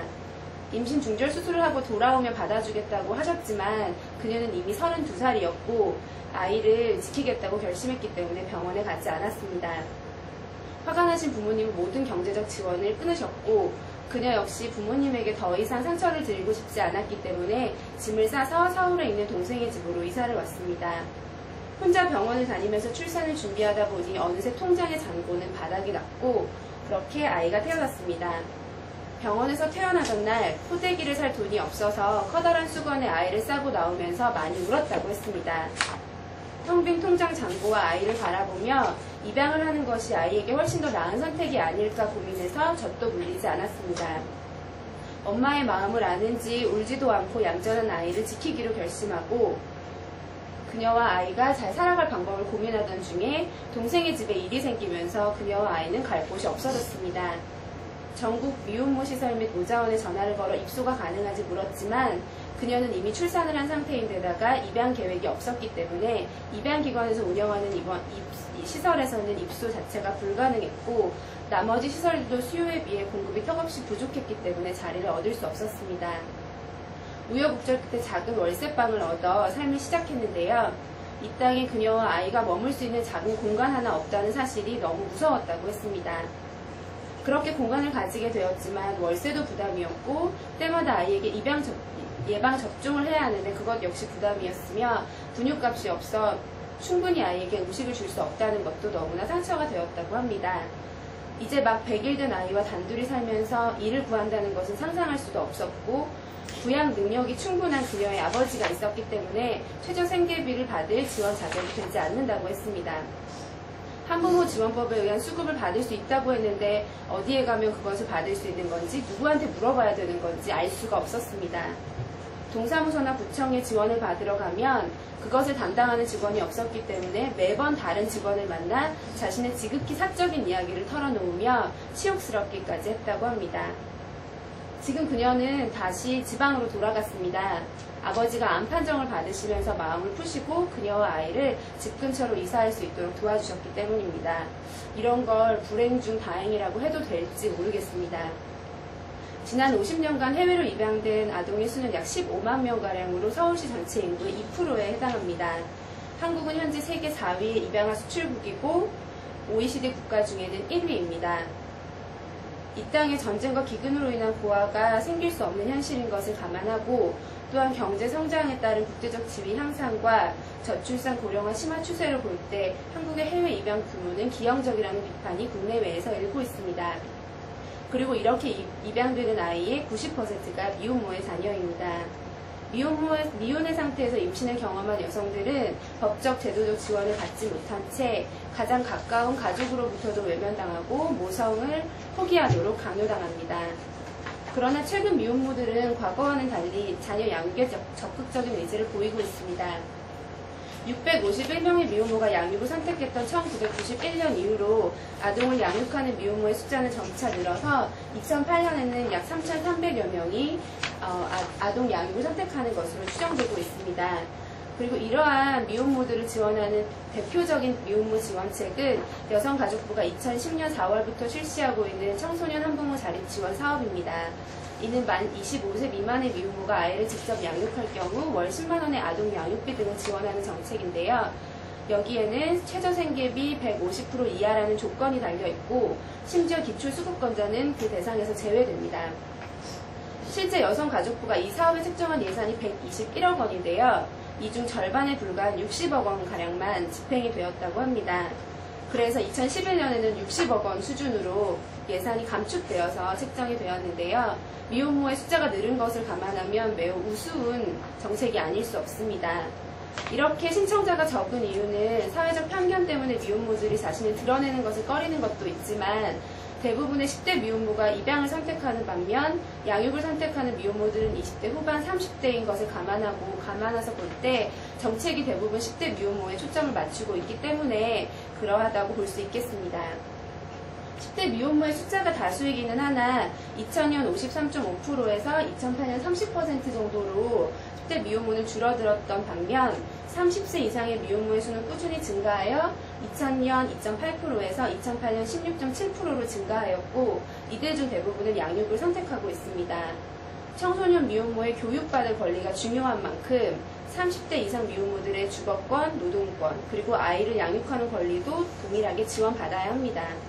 또한 미혼모 시설 운영을 중심으로 미혼모를 지원하고 있기 때문에 지원에서 제외된 여성들이 훨씬 많으며 국민기초생활수급권자의 자격인 부양 의무자 기준이 대부분 미혼모 가족 관계를 고려하고 있지 않기 때문에 다수의 미혼모가 지원 대상에서 제외되고 있습니다. 스웨덴이나 영국, 독일 등의 유럽 국가에서는 이미 미혼모부자 가족을 가족의 형태로 인정하고 그들을 지원하는 다양한 정책을 펴고 있습니다. 현재 우리나라는 여성의 역할과 가족의 정의 등에서 많은 변화를 겪고 있습니다. 증가하는 미혼모를 가족제도 밖의 문제로 또 한 여성 개인의 문제로 간과할 수는 없습니다. 미혼모들의 연령대가 점차 높아지고 계층이 다양해지면서 양육에 대한 의지도 높아지고 있는 만큼 이러한 변화에 따른 미혼모에 대한 인식 전환과 개별화된 정책적 지원이 필요할 것입니다. 이에 따라 저는 미혼모부자 가족 지원을 위한 특별 법안을 발의하고자 합니다. 대부분의 미혼모부자 관련 통계는 시설을 중심으로 조사되었고 실제로 지역사회에서 아이를 낳아 키우는 부모님들에 대한 이야기는 알려진 바가 거의 없습니다. 제가 미혼모부자 가족의 수와 그들의 생활 환경을 파악하고 적절한 제도를 마련하기 위해서는 대대적인 실태조사가 필요합니다. 이를 조사하고 그들에게 정보 및 서비스 그리고 교육을 실시할 미혼모부자 거점 기관 확충이 필요합니다. 미혼모는 동성애자 다음으로 우리 사회에서 가장 많은 차별을 경험하는 집단이라고 합니다. 사회적 편견을 없애고 새로운 유형의 가족으로 인정받을 수 있도록 인식 개선을 위한 활동과 교육이 필요합니다.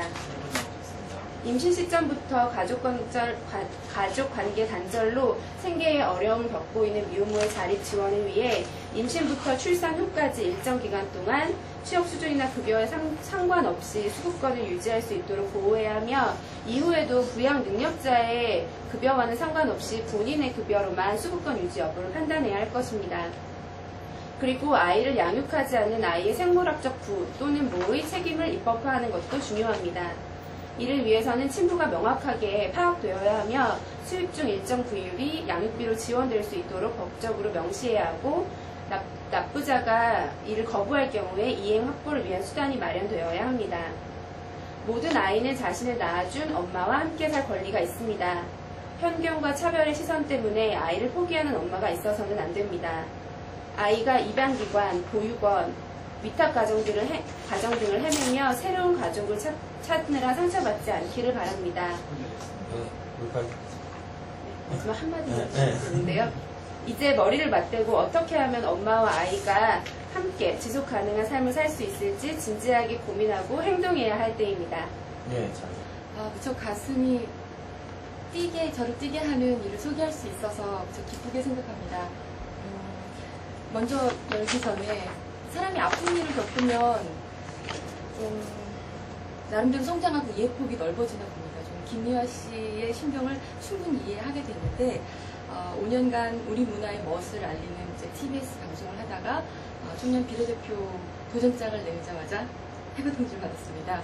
그래서 그래서 이제 이력서에는 제가 진행자라고 썼는데 정정을 하고요. 저는 지금 이 시대 청년을 대변하는 그런 마음으로 이 자리에 서서 프레젠테이션을 진행하도록 하겠습니다. 정치색을 드러냈다는 겁니다. TBS에서? 네. TBS가 서울시에서 운영하는 게 아니었나? 내부 관계자들 진행을 하시는 분들은 한나라 당선이 더 많았다고. 어쨌든 이 시간이 있으니까요. 네. 아무튼 네 그렇습니다. 청년들은 많은 고통을 받고 있죠. 근데 제가 볼 때는 청년뿐만 아니라 청년을 하고 같이 살고 있는 가족 또한 같은 공동의 아픔을 겪고 있지 않나 하는 생각을 합니다. 청년 실업, 고령화, 복지 문제, 서민 주택 보급 문제, 저출산, 가계부채, 절대 다수의 빈곤, 또 하우스 푸어, 양극화, 대기업 시장 독점 등등 청년뿐만 아니라 국민 모두가 아픔을 겪고 있죠. 저는 이 해결책을 콜럼버스의 달걀처럼 발상의 전환, 패러다임의 전환을 이뤄야 된다고 생각을 했습니다. 현실이죠. 많은 고만고만한 도토리 키재기처럼 스펙을 쌓고 있고 누군가 한 명은 저 선을 넘어야 하는 그런 도전과 또 발상의 전환, 또 용기가 필요합니다.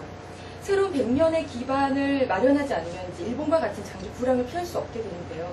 청년들은 당장 오늘의 배부름을 원하는 게 아니라 더 나은 내일을 위해서 달려가고 싶은 그런 상황입니다. 생명, 자유, 행복의 추구는 인간의 기본권이기 때문에 그들의 미래는 지금 어떤 정책을 펴느냐에 따라서 갈라질 수 있다고 생각합니다. 자, 여러분 혹시 핸드폰 삼성 갤럭시 갖고 있는 분 계신가요? 제가 그러신가요? 그게 메이드 인 코리아일까요? 아닙니다. 메이드 인 베트남이고 메이드 인 차이나겠죠. 산업구조는 이제 글로벌 아웃소싱입니다. 더 이상 우리 국내 안에서 일자리가 창출되기는 어려운 상황이라는 거죠. 현실을 정확하게 직시하고 인지하지 않으면 바른 해결책을 얻을 수 없다고 저는 생각합니다. 그런 일화들이 있었죠. 오바마와 스티브 잡스의 대화. 오바마가 일거리를 더 창출할 수 없겠냐 했더니 스티브 잡스가 냉정하게 이야기합니다. 한번 해외로 나간 일자리는 다시 되돌아오지 않는다.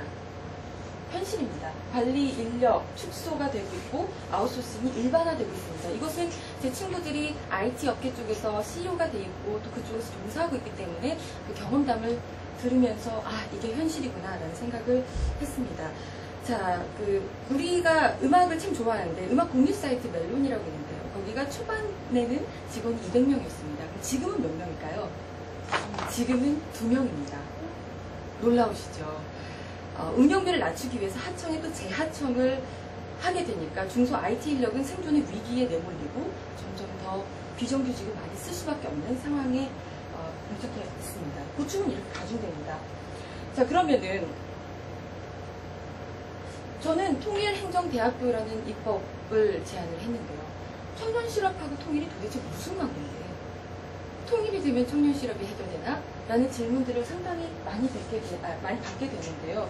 저는 통일이 답이라고 생각을 하고 있는 청년 중에 한 명입니다. 왜? 북한에 뭐가 있길래? 광물자원이 상당히 풍부하죠. 금운동, 이 가치가 한국광물자원공사 남북자원의 그 협력팀에서 조사한 결과 약 7조 원에 달하는 광물 자원을 가지고 있습니다. 제가 주목하는 부분은 금운동뿐만이 아니라요. 히토류라고 하는 2차 전지의 주요 광물 그리고 반도체의 주요 광물로 아주 고부가가치인 히토류가 북한에 아주 많이 내장되어 있는데요. 전 세계에서 중국과 북한에만 있습니다. 북측에만 있습니다. 그래서 중국은 외부 방출을 막고 북측에 있는 히토류의 광물을 지금 마구마구 정권 체제를 유지해준다는 어떤 조건 하에 광물 자원을 가지고 가고 있죠. 캐내고 있는데요. 북측은 이렇게 남측이 갖지 못한 활용도 높은 부가가치의 광물 자원이 내장되어 있습니다.